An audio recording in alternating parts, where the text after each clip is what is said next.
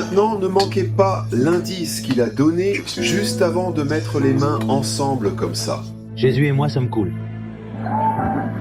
Je suis cool avec les dieux. Les dieux reconnaissent les dieux. Si vous pensez que c'était inhabituel, attendez de voir les prophéties de Conor McGregor se dérouler. Sa main droite tremblait légèrement quand nous avons regardé vers le bas. Mais c'était subtil pour moi. Il est prêt. Décharger ce bouton droit, ce pourrait être sa chute. S'il lâche cette main droite, je ne serai pas là. C'est ainsi que je vois le combat se dérouler maintenant.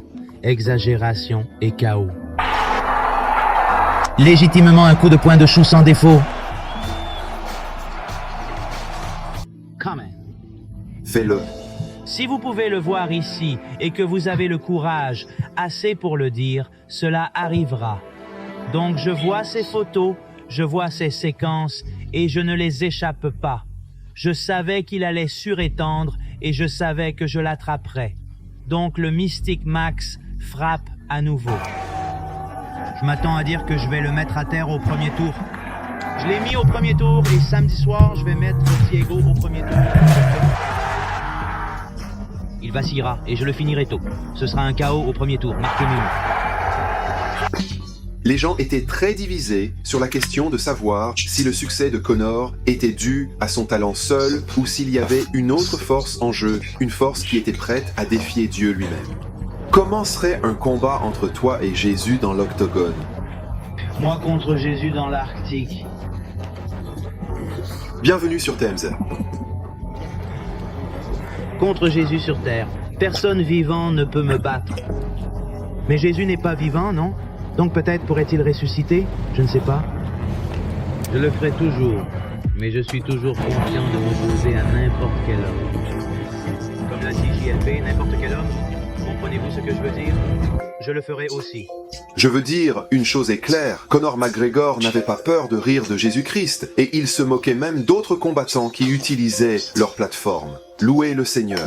Désolé, juste avant de vous montrer ce clip, je veux que vous savez qu'il y a en fait beaucoup d'autres athlètes qui n'ont pas honte publiquement de louer Jésus sur la télévision en direct, et je vais couvrir cela dans une future vidéo. Donc si vous n'êtes pas contre de voir plus de vidéos comme celle-ci dans votre puits, veuillez vous abonner. Merci Jésus. Oh merci Jésus, Mike. Bondasse. La première chose qu'il dit.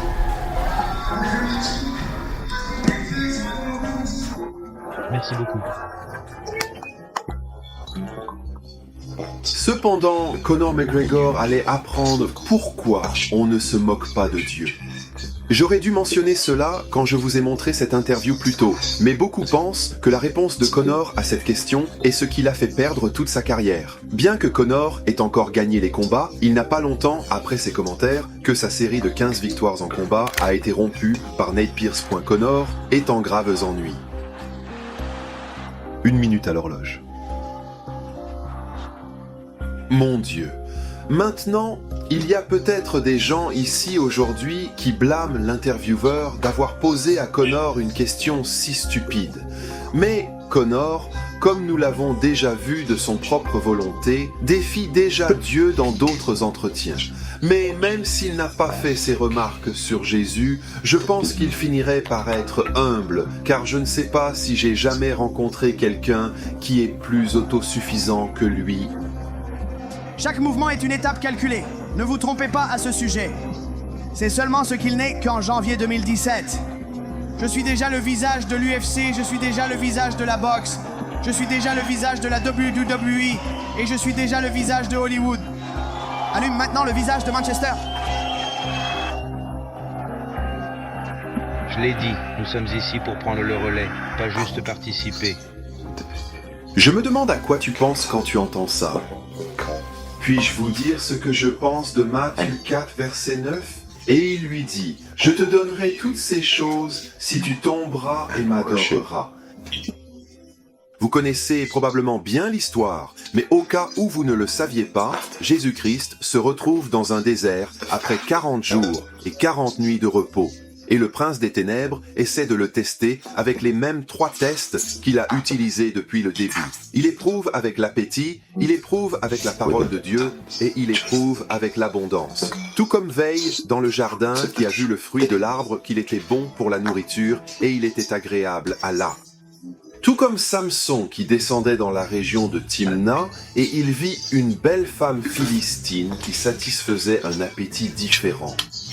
Tout comme l'Ésaü qui avait faim après son retour d'une longue quête et il a vendu ses droits de naissance pour un ragoût de lentilles. Donc Jésus est testé avec le même test de l'appétit. Si tu es le Fils de Dieu, transforme ces pierres en pain. Oh, Jésus avait faim.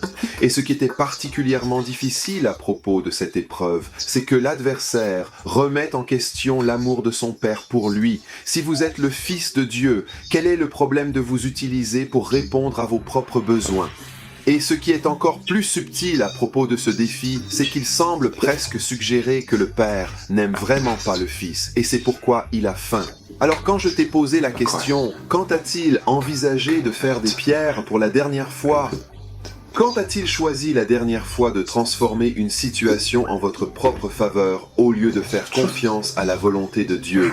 Peut-être que tu as mensongé pour faire penser mieux aux gens de toi. Peut-être que tu as quelqu'un d'autre pour faire tes devoirs pour toi. Ou peut-être que vous avez fait quelque chose en secret parce que vous étiez en colère contre Dieu, contre les cartes avec lesquelles vous avez été traité dans la vie. Et vous avez donc pensé que vous prendriez les choses entre vos mains. Quoi qu'il soit que le Seigneur vous a tranquillement apporté à l'esprit en ce moment, rappelez-vous qu'il y a une façon honnête de faire la prière et une façon malhonnête de faire la prière. Et j'espère que nous arrêterons tous de choisir ce dernier. Voici le deuxième test. La Bible dit que si tu es fils de Dieu, jetez-vous, car il est écrit, il donnera à ses anges la charge sur vous. Tu imagines ça en ce moment ?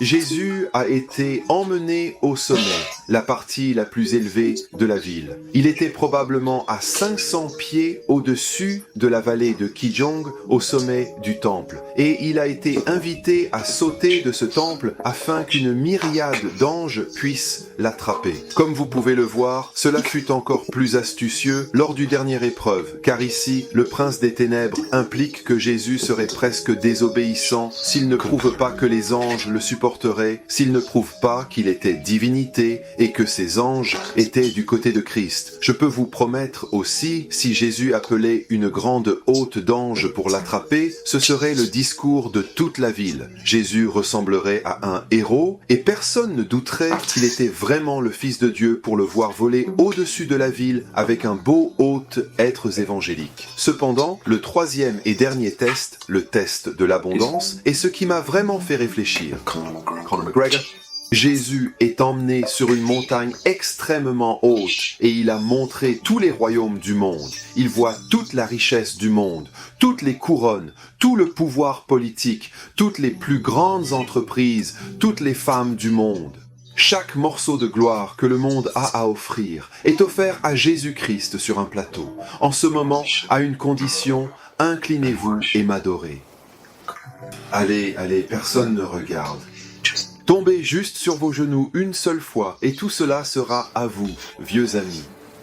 La vérité est que beaucoup le font, et je crois que Conor l'ait fait volontairement ou non, cet homme veut aussi son royaume maintenant. Comme les millions de personnes à travers le monde, et peut-être même vous écoutez en ce moment, vous voulez votre propre royaume. Et vous savez que si vous vous inclinez devant le Dieu de ce monde, le prince des ténèbres qui dirige ce spectacle, vous obtiendrez votre royaume et vous le feriez.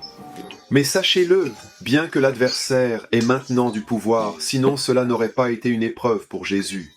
Bien sûr, il a une sorte de part dans ce monde. Un jour, vous devez vous en souvenir. Sachez-le, un jour son royaume finira. Et son temps manque. Et c'est pourquoi il promeut frénétiquement de fausses promesses à celles de Conor McGregor de ce monde. Parce qu'il sait que Jésus reviendra et que Jésus viendra et qu'il prendra complètement cette terre et qu'il établira son royaume éternel sur terre. Parce que, au fait, Jésus n'a sauté à travers aucun de ces 3 cerceaux qui étaient placés devant lui. Il savait qu'il allait triompher au calvaire. Il savait que le vrai chemin de monter est le chemin de descendre. Et c'est pourquoi Jésus est allé à la croix.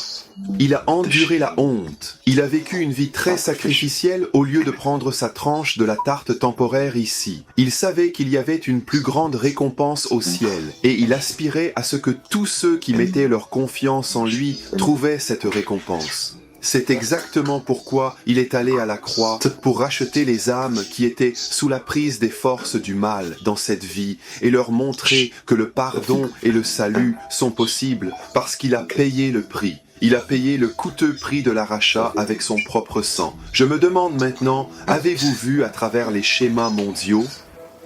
Pouvez-vous voir à quel point la renommée, l'argent, les femmes et les hommes sont vraiment superficiels et vides? Pouvez-vous voir que dans le centre même du cœur humain, il y a un cri dans l'âme qui aspirait plus que la volatilité de ce monde?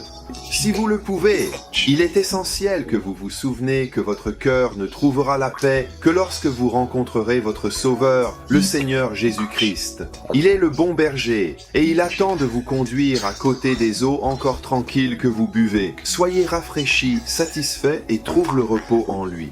Mes chers amis, avez-vous remarqué autre chose? Je parle de Jésus-Christ comme s'il était toujours là. C'est parce qu'il l'est. Il est non seulement mort, mais ressuscité. Ce que Conor McGregor a dit plus tôt est complètement faux. Jésus est encore en vie, et si vous le souhaitez, son record de combat est imbattable. Il n'a jamais été battu par personne d'autre, et c'est pourquoi je fais confiance en lui, et pas en cette vapeur passante pour laquelle les gens vivent sur cette terre. Je ne fais confiance en aucun autre homme. Je ne fais confiance qu'en Jésus-Christ. Mais maintenant, peu importe ce que vous pensez de Conor McGregor, assurez-vous que nous prions pour lui afin qu'il soit réveillé à la vérité. Je veux aussi vous demander, si vous n'êtes pas repenté, si vous n'avez pas confiance en Jésus-Christ, veuillez vous réveiller aussi. Parce que le roi arrive, et cette terre sur laquelle nous vivons arrive rapidement à sa fin. Ok, je sais que la plupart d'entre vous ont probablement vu ma dernière vidéo sur Deontay Wilder, et comment il avait essentiellement admis qu'il souhaitait ne pas rire de Dieu. Mais si vous êtes nouveau dans la chaîne, eh bien, vous pouvez consulter cette vidéo ici. Et si vous êtes nouveau, vous savez probablement ce que je vais vous demander de faire d'autre. Veuillez vous abonner pour que je puisse avoir une autre occasion de faire la seule chose que j'aime faire, c'est-à-dire de partager le message de l'Évangile avec une âme précieuse comme vous. Que Dieu vous bénisse tous et merci d'avoir regardé.